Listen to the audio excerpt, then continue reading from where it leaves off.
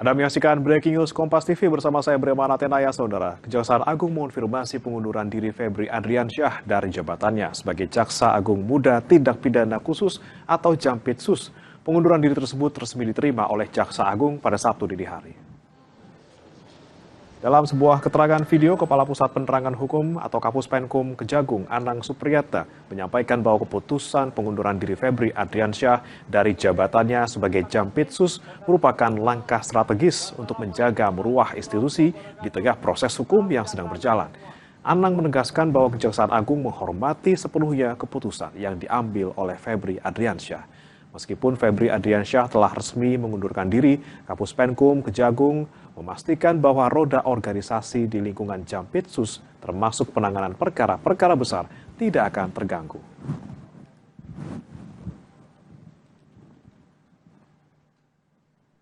Pada hari ini, Sabtu 11 Juli 2026, Bapak Jaksa Agung telah menerima pengunduran diri Bapak Febri Adriansyah dari jabatannya sebagai Jaksa Agung Muda Tindak Pidana Khusus. Keputusan tersebut merupakan bentuk komitmen untuk menjaga integritas, objektivitas, dan netralitas proses penegakan hukum seiring adanya proses hukum yang sedang dilakukan oleh penyidik Kepolisian Negara Republik Indonesia. Kejaksaan Agung menghormati keputusan tersebut dan memastikan seluruh tugas, fungsi, serta penanganan perkara di lingkungan Jaksa Agung Muda Tindak Pidana Khusus dapat berjalan dengan normal dan sesuai dengan mekanisme yang berlaku. Kejaksaan Agung mengajak semua pihak untuk menghormati proses hukum yang sedang berjalan dan tetap menjunjung tinggi asas praduga tak bersalah. Sekian dan terima kasih.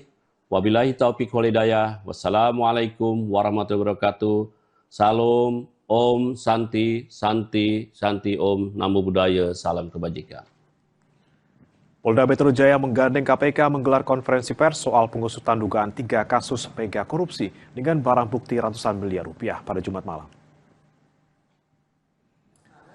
Kabid Humas Polda Metro Jaya Kombes Budi Hermanto bilang pengusutan kasus dilakukan dengan menggeledah 12 lokasi dengan total barang bukti yang disita 74 kg emas dan mata uang asing yang dikonversi mencapai lebih dari 400 miliar rupiah. 15 orang saksi sudah diperiksa, namun penyidik masih belum menetapkan tersangka dalam kasus ini. 17.595 real Saudi,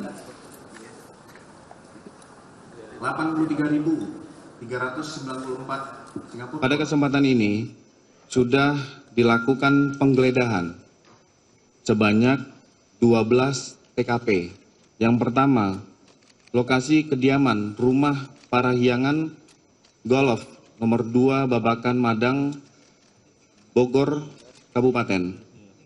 Dengan hasil 74 kg emas batangan, 4.767.300 US dollar, 14.083.800 Singapura dolar, serta 100 juta rupiah dan barang bukti 2 bingkai foto keluarga. Barang bukti pada TKP, lokasi penggeledahan koin money changer dengan uang rupiah 4.462.000, ulangi 462.365.000 rupiah, 84.356 United States dollar ataupun USD, 17.595 real Saudi, 83.394 Singapura dolar, 33.100 baht Thailand, 4.020 falas Turki, 1.223 yuan, 152.000 yen, 212 ringgit, 1.600 rupiah, 640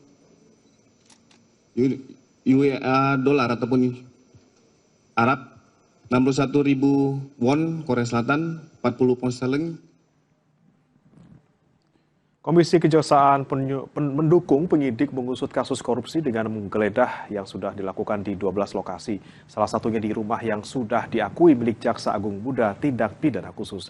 Simak penjelasan Ketua Komisi Kejaksaan Pujiyo Ruswadi dan pengamat anti korupsi yang juga penyidik KPK 2013-2021 Yudi Purnomo.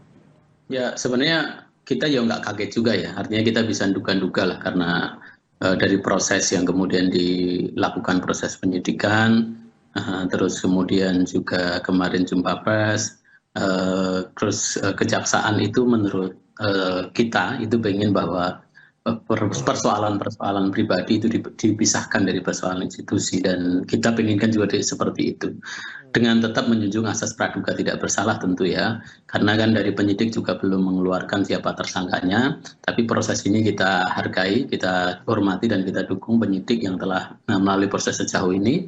Terus kemudian pengunduran ini kan berarti memang ketika kemudian yang bersangkutan itu ya nanti kita nggak tahu ya menghadapi proses hukum ini, maka tidak akan melibatkan institusi kejaksaan. Jadi kalaupun toh kemudian nanti di kemudian hari ada keterlibatan, berarti memang dipisahkan antara institusi dengan pertanggungjawaban pribadi. Itu. Baik. Kemudian Prof. Puji, jika bicara soal siapa penggantinya, misalnya ini kan sudah mundur Febri, kemudian apakah kemudian kejaksaan ini perlu segera menunjuk PLT ataupun langsung saja misalnya pejabat definitif sebagai Jampitsus? Di level layer setelah generasi beliau ini banyak juga yang punya kompetensi, yang saya pikir juga cukup layak untuk kemudian duduk di posisi Jampitsus. Ada beberapa kajati-kajati yang di tipe A itu juga sudah layak untuk di posisi seperti itu. Atau kemudian mau pergeseran di antara para jaksa agung muda, yang saya pikir para jaksa agung muda yang sekarang menjabat ketika ada pergeseran juga punya kapasitas yang saya pikir mampu dan punya integritas yang kemudian bisa juga diharapkan. Oke, tinggal tunjuk saja sudah ada orang-orangnya yang bisa menjabat sebagai Jampitsus ya. Baik, baik. Saya ke Mas Yudi. Mas Yudi, kita bicara beberapa hari terakhir ini jadi perhatian publik luar biasa gitu ya, dengan jumlah kasus yang sekian, tempat yang sekian digeledah ada 13, kemudian barang buktinya juga luar biasa. Anda melihatnya kemudian sampai akhirnya tadi beberapa jam yang lalu Febri mundur dari jabatannya, seperti apa? Ya, pengunduran diri Pak Febri Adriansah bagi saya merupakan babak baru ya dari kasus yang sudah berlangsung hampir seminggu ini ya, dengan berbagai macam drama, berbagai macam temuan, berbagai macam fakta ya, dan artinya bahwa kedepannya penyidik dari Polda Metro ya maupun Kota Tipikor gitu ya akan lebih mudah ya ketika melakukan pemanggilan, karena yang bersangkutan kan berarti minimal juga sudah tidak lagi melakukan aktivitas-aktivitas sehari-hari ya untuk bekerja dalam tanggung jawabnya. Itu yang pertama. Kemudian yang kedua, tentu ya kasus ini kan yang paling menarik adalah barang buktinya tuh ada. Ada uang 0,5 triliun lebih, ya, kemudian ada emas 74 kilo. Artinya kasus ini tidak akan bergerak kemana-mana selain kasus ini akan diselesaikan. Nah, saya pikir ya tentu apresiasi juga tetap kita berikanlah kepada Pak Febri ya, karena mengundurkan diri gitu. Artinya sebelumnya kan yang bersangkutan kan kompers ya, masih tetap menjabat ya, masih tetap melaksanakan tugas kata beliau ya, tapi kemudian kan reaksi publik kan juga negatif yang saya lihat itu. Kemudian untuk pembuktian saya pikir dari Kompes Polda Metro Jaya sudah sangat jelas sekali ya bukti-bukti apa yang dimiliki. Kemudian yang paling penting bahwa kasus ini kan selalu berkembang. Dalam kasus pertama yang disampaikan kan hanya terkait dengan suplai batu bara ya kepada PLTU yang diduga merugikan negara 5 triliun. Namun kemudian berkembang ya ke dua kasus lainnya ya, ada Asabri, ada Krakatau Steel, dan ini bagi saya tentu ya menjadi sangat menarik ya, karena penyidik ya mampu untuk bisa mengembangkan kasus ini berdasarkan bukti-bukti yang mereka miliki, dan inilah menurut saya karena strategi yang cerdas ya dari penyidik ya, begitu sprindik turun langsung melakukan upaya paksa, melakukan penggeledahan secara simultan. Pertama di 12 tempat, ya, kemudian setelah itu ada satu tempat lagi sehingga menjadi 13. Dan ketika kasus ini, ya, artinya sudah berjalan on the right track, ya, saya pikir sudah tidak bisa lagi misalnya dihentikan atau apapun gitu kan. Kasus ini harus tetap berjalan sampai tuntas, sampai selesai, bahkan sampai ke persidangan. Memang ada yang menarik bahwa tersangkanya kan belum ditetapkan, ya, betul. karena memang dalam proses hukum acara yang berlaku saat ini dan sudah ada putusan pra peradilan, ya, termasuk juga putusan MK bahwa seorang calon tersangka itu harus dilakukan pemeriksaan dulu, ya, sebagai saksi gitu, ya. Jadi wajar ketika semalam, ya, Polda Metro Jaya itu belum menetapkan tersangka bagi saya, karena sekali lagi tentu apapun kegiatan dilakukan harus sesuai dengan prosedur, dan saya pikir profesionalitas juga tetap dikedepankan, apalagi kan masyarakat dalam kasus ini memang viral kemana-mana, ya, apalagi terkait dengan temuan-temuan barang bukti gitu, ya. Itu bikin heboh itu kemana-mana kan. Ini yang membuat penyidik juga harus berhati-hati gitu, kalau mereka tidak kemudian sesuai dengan prosedur dan sebagainya, ya bisa jadi backfire juga gitu. Semakin viral, semakin banyak yang ngawasi, semakin tekanan buat penyidik ini juga untuk mengungkap kasus ini, ya, Mas, ya. Betul. Baik, kembali saya ke Prof. Puji. Prof. Puji, dengan sudah terpisahnya dalam tanda kutip Febri Adriansyah dari institusi Kejaksaan Agung, kemudian tadi seperti Mas Yudi bilang kasus ini tidak akan kemana-mana selain akan selesai.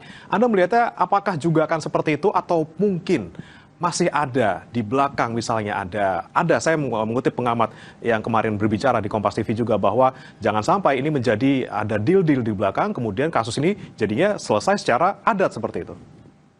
Ya, pertama kan begini,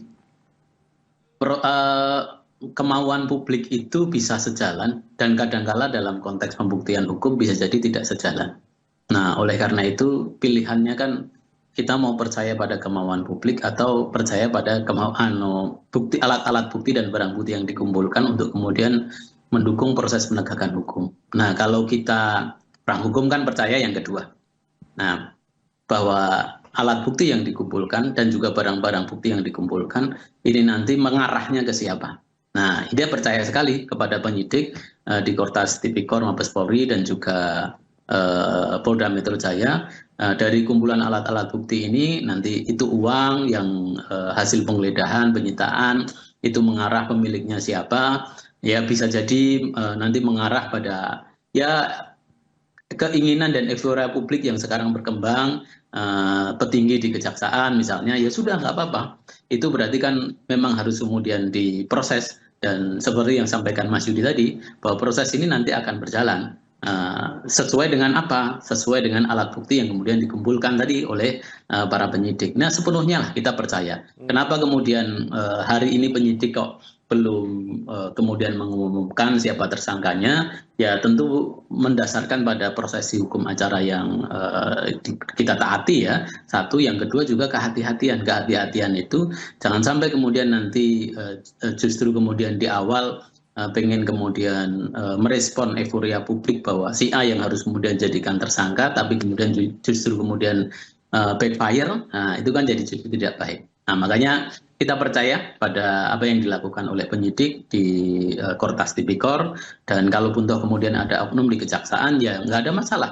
Tetapi bahwa kemudian pertanggungjawaban ini kan sudah menjadi pertanggungjawaban pribadi, bukan lagi kemudian menjadi pertanggungjawaban institusi, dan kejaksaan sudah kemudian juga yang bersangkutan juga sudah menyatakan mengundurkan diri. Itu artinya bahwa pertanggungjawaban itu menjadi pertanggungjawaban pribadi dan tidak akan melibatkan institusi kejaksaan dalam konteks pertanggungjawaban hukum seperti yang kemudian diduga-duga oleh publik. Oke, kemudian Prof. Puji, dengan adanya kita belum tahu tersangka siapa, dan mungkin Febri juga kita belum bisa bilang dia sebagai tersangka karena belum ada pengumuman dari polisi seperti itu. Tapi ketika melihat kasus seperti ini yang sedang menimpa kejaksaan, seorang yang mempunyai jabatan yang sangat tinggi gitu di Kejaksaan Agung, Anda melihatnya untuk secara keseluruhan citra institusi maupun juga mungkin kredibilitas institusi di kejaksaan seperti apa, Prof?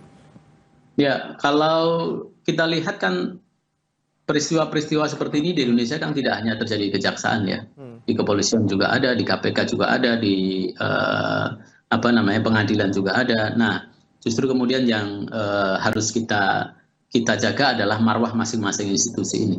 Institusi KPK, institusi kepolisian, institusi kejaksaan, pengadilan, ini yang harus dijaga. Perkara kemudian ada oknum, ya kemudian oknum inilah yang kemudian dibersihkan, begitu saja. Sehingga bahwa berpengaruh apa tidak terhadap institusi, public trust terhadap institusi pasti berpengaruh. Tetapi bahwa kemudian harus berhenti sejenak untuk kemudian melakukan evaluasi sistem pengawasan internal, pengawasan eksternal itu diperkuat, itu adalah kemudian keniscayaan yang harus dilakukan bukan hanya di kejaksaan, tapi saya pikir juga di semua institusi penegak hukum.